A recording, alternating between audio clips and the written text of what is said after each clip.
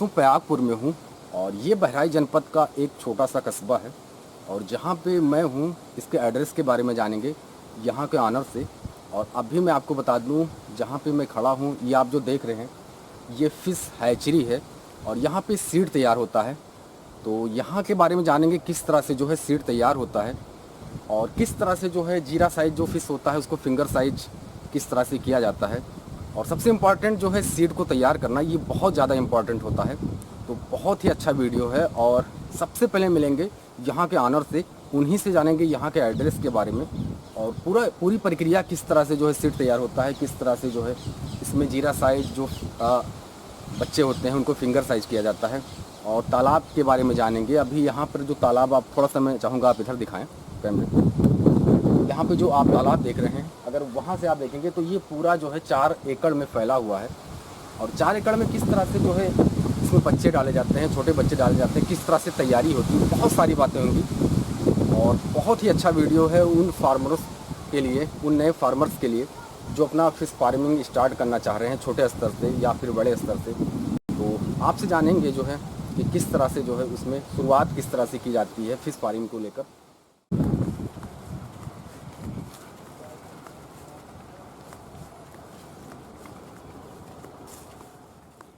तालाब में रोहू भाकुर। अच्छा, रोहू भाकुर। रोहू भाकुर का सीड फिंगर साइज है। अच्छा, फिंगर साइज है जी। इसको नेटिंग कर रहे हैं, नेटिंग करके हापा करेंगे। हापा में बच्चे को टाइट करेंगे। टाइट करने के आधा घंटा बाद अपना जो कस्टमर को ले जाना है ले हापा का मतलब क्या हुआ था सर? हापा का मतलब हम बच्चे को एक जगह नेट में स्टोर कर देते हैं। अच्छा, स्टोर करते हैं। हाँ, स्टोर करके उनको थोड़ा जो खाए हुए हैं थोड़ा निकल जाए जी। हाँ, उस हिसाब से टाइट करके ऑक्सीजन पैक होता है। जी।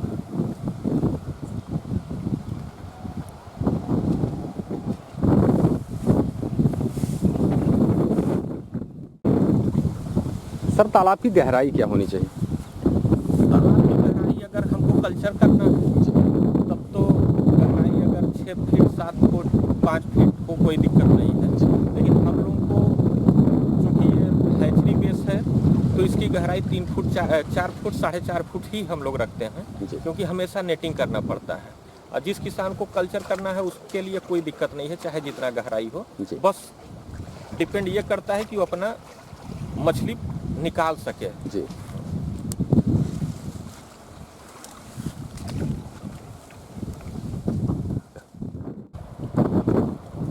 दोस्तों, इसी को हापा कहते हैं। एरिया को कम करना, एक जगह पे जो है इकट्ठा करना और फिंगर साइज के हैं।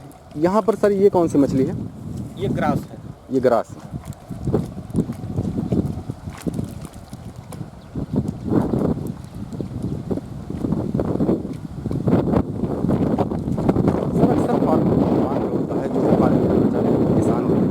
जो भी मछली पालन करना चाह रहे हैं तो इनके दिमाग में होता है कि सर कौन सी मछली जो है हम जो है अपने तालाब में डालें जिससे हमें अच्छा खासा प्रॉफिट हो। देखिए, जब पहले शुरुआत अगर करता है तो उसमें तो उसको मिक्स ज़्यादा डालना चाहिए। जी, मिक्स। क्योंकि हर तालाब का अपना एक अलग गुण है कि उसमें किस मछली, कौन सी मछलियाँ ज़्यादा सूट कर रही हैं। जी। तो सबसे पहले तो सजेस्ट हम यही करेंगे कि उसमें मिक्स डालें, क्योंकि ये तालाब का एक लेयर होता है। तो सबसे ऊपर का जो फीड है वो भाकुर और सिल्वर के लिए है जी। बीच वाला जो फीड है वो ग्रास और रोहू के लिए है। और सबसे तलहटी सबसे बचा या इन लोगों का जो बीट है वो सबसे तलहटी में नैनी और कामन कार्प का है। तो फिर किसान को उसी हिसाब से अपना सीड डालना चाहिए कि तीनों लेयर की मछलियाँ रहें। उसके बाद फिर जब हार्वेस्टिंग करें तो फिर देखें कि किस मछली का ग्रोथ हमको ज़्यादा मिला है।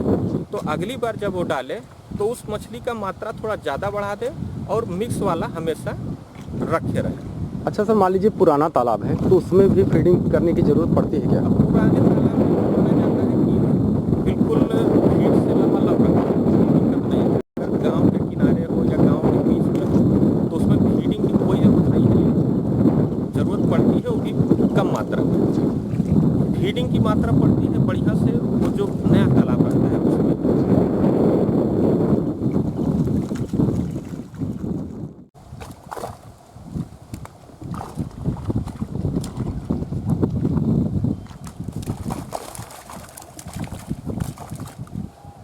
सर कोई अगर नया तालाब बनवा रहा है, मान लीजिए 1 एकड़ या मैं कम से कम ले लेता हूँ 1 बीघे में, जैसा कि 20 बिस्सा होता है सर, एक तालाब इतना बड़ा उसकी खुदाई कराने में कितना खर्चा आ जाता होगा लगभग? अगर 1 बीघा उसको बनाना है तो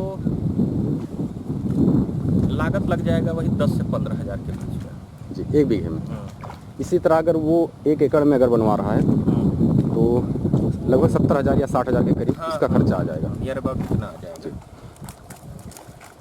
सर नए तालाब में जो नया तालाब होता है और जो पुराना तालाब होता है, दोनों में अगर कोई फार्मर फिश डालता है तो दोनों में सेम ग्रोथ होता है क्या मछलियों में, या कुछ अंतर डिफरेंट हो जाता है? पुराना डिपेंड करता है कि कितना खुराक है। नए तालाब में हम खुद उसको खुराक बनाते हैं जी, अब पुराने तालाब में ऑलरेडी खुराक रहता है जी, तो माना यही गया है कि जो पुराना तालाब है अगर आईएमसी का कल्चर करते हैं तो उसमें ज़्यादा ग्रोथ होता है नए तालाब की अपेक्षा। जी।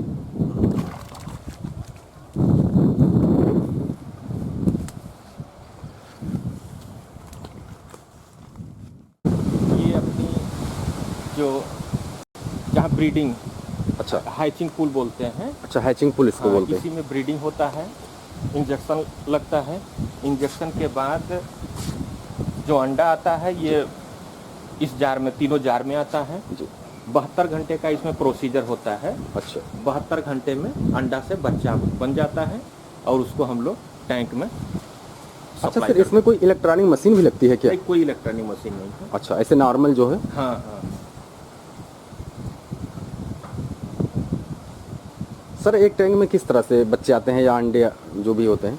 बाकायदे नीचे पाइप लगा है, जी, गेट वाल लगा है जी, डिलीवरी पाइप है जी। उसी के रास्ते जिसे अंडा दे देंगी। इंजेक्शन के 6 घंटे बाद अंडा देना शुरू कर देंगी अच्छा, और अंडा अपना पाइप के रास्ते गेट वाल हम लोग सेट कर देते हैं, जी, अपना आता रहता है और ये नीचे नाजिल लगा है उसी के सहारे अपना रोटेशन करता रहता है। ये क्या है सर बगल में? ये ब्रीडिंग पूल है अच्छा, जिसमें ब्रीडिंग हम पूल है, लोग थोड़ा सा देखना चाहेंगे सर उसको। अभी ये ब्रीडिंग पूल है, जी, इसी में अपना जो ब्रूडर जितना हमको अंडा पैदा करना होता है उतना ब्रूडर हम अपना सेट करते हैं। अच्छा किस महीने में सर अंडा? ये फरवरी से इंजेक्शन शुरू हो जाता जी, है, फरवरी से। कॉमन कार्प से शुरू होता है जी, हाँ, फरवरी से ये लास्ट अगस्त तक इंजेक्शन का ये जी। टाइम पीरियड होता है। जी, अगस्त तक, फरवरी से अगस्त तक। जी ये किस काम में आता है सर? ये जैसे फिंगर साइज हो गया, कई वैरायटी हो गई तो जी। अपना टैंक में रखने अच्छा, के अलग लिए, अलग जो है सैंपल के लिए, सैंपल के लिए। ताकि कस्टमर आवे तो उनके लिए आसानी रहे। सर इनका प्राइस क्या होता है? अगर कोई जैसे आप फिश डालना चाह रहा है तो फिंगर साइज किस तरह से बिकते हैं? जैसे इसका अलग अलग मछलियों का अलग अलग प्राइस होता है। जी, अब जैसे अलग अलग मछलियों में हो गया रोहू, नैनी, भाकुर। जी, भाकुर का प्राइस अलग होता है, जी। रोहू नैनी से हमेशा ये महंगा रहता है। जी, फिर आ गया कामन कार्प और ग्रास, जी, ग्रास का भी प्राइस ज़्यादा रहता है। जी, फिर इस पर डिपेंड करता है कि आप की साइज क्या है। 1 किलो में 200 सीट चढ़ रहा है वो भाकुर का है जी, तो अलग है, जी। रोहू का है तो वो अलग है। जी, फिर 1 किलो में 150 पीस चढ़ रहा है, जी, 1 किलो में 100 पीस चढ़ रहा है, जी। 1 किलो में 50 पीस चढ़ रहा है। सबका अलग अलग प्राइस है। इसमें जो मिक्सचर का प्राइस चल रहा है वो 1 किलो में 150 बच्चा चढ़ रहा है जी, तो 200 रुपये किलो चल रहा है। जी, ग्रास है 1 किलो में 200 पीस चढ़ रहा है वो 400-500 रुपये किलो चढ़ रहा है। जी। तो बस डिपेंड करता है कि किस साइज का सीड है, सीड। उसी हिसाब से प्राइस रहता है और फिर मौसम के हिसाब से और सीजन के हिसाब से प्राइस में उतार चढ़ाव भी उतार होता चढ़ाव आता रहता है। रहता है। अच्छा सर जैसा कि लोग बताते हैं कि पीस के हिसाब से भी लोग बताते हैं मिल जाते हैं, तो क्या किलो के हिसाब से मिलते हैं, पीस के हिसाब से भी हाँ, मिल किलो जाते के हिसाब से भी मिलते हैं, पीस के हिसाब से भी मिलते हैं। जी। अब मानक हम लोग अब एक अगर फिंगर साइज है या फिंगर साइज से एबव है तो मान के चलिए 1 रुपया से 1 रुपया 40 पैसा के बीच में उसका निर्धारण होता है जी। रुपए का। जी। हाँ। अच्छा सर कब से कर रहे हैं इसके बारे में जानना चाहेंगे आप? हमारा ये तो हैचरी 1995 से हम लोग इसमें 1995 से। हाँ, लेकिन हमको जो हुआ इसमें आए हुए अभी 3 साल हुआ। 3 उसके साल। पहले हमारे पिताजी अपना देखते थे। जी ये जियो लाइट है। जी इसको गैस रिमूवर के नाम से आता है। जी जैसे तालाब में कोई गैस बन गया, अमोनिया बन गई, तो इसके लिए ऑक्सीजन शॉर्ट हो गया, तो इसके लिए हम जियो लाइट का प्रयोग करते हैं। इसकी मात्रा क्या होती है सर? मात्रा 1 एकड़ में 1 बैग लगता है 10 किलो का। जी। और इसके बाद में ये बताइए। ऑक्सीजन टैबलेट है। ऑक्सीजन टैबलेट जिसे ऑक्सीजन शॉर्ट हो गया सेम है। जी। ये ऑक्सीजन मेंटेन करता है। किस तरह से इस ये टैबलेट में आता है, आप टैबलेट में छिड़काव कर सकते हैं। जी और इसका मात्रा ये 1 से 2 केजी पर एकड़ है। जी 1 एकड़ में जो है 1 किलो या 2 किलो तक। हाँ। इसमें कितना रहता है सर? 1 किलो। 1 किलो रहता है। ये 1 लीटर है। जी। ये क्या है? बीकेसी, इसमें कोई फंगल डिजीज हो, जिससे गलफड़ रोग हो जाता है या लाल रोग हो जाता है, उसके लिए बीकेसी का प्रयोग करते तो यहाँ से अगर कोई फिश लेता है सर, तो उसे जो भी चीज़ें हैं, चाहे वो दवा हो हैं। या फिर मतलब जो भी चीज़ें हो इससे रिलेटेड, मेडिसिन या फिर फीड हो या जीरा साइज फिश हो या फिंगर साइज फिश हो, इससे छोटी फिश हो, जिस तरह से वो लेना चाहे या जो भी मछलियाँ लेना चाहे, अंडा लेना चाहे, अंडा लेना चाहे, स्पान लेना चाहे, तो भी मिल जाता है। टोटल चीज़ें यहाँ पे उपलब्ध हैं। बहुत ही अच्छा लगा आपसे मिलके, और मैं यहाँ पे आऊँगा ठंडी के मौसम में, जैसा कि आपने बताया, और उस समय देखेंगे किस तरह से जो है इसमें, चाहे वो जीरा साइज के फिश हों या फिंगर साइज के हों, या उनकी ब्रूडिंग किस तरह से की जाती है, इसके बारे में भी मैं आपको दिखाना चाहूँगा। तो मिलते हैं नेक्स्ट वीडियो में। मैं आशा करता हूँ वीडियो आपको पसंद आएगा। वीडियो देखने के लिए आपको बहुत बहुत बहुत धन्यवाद।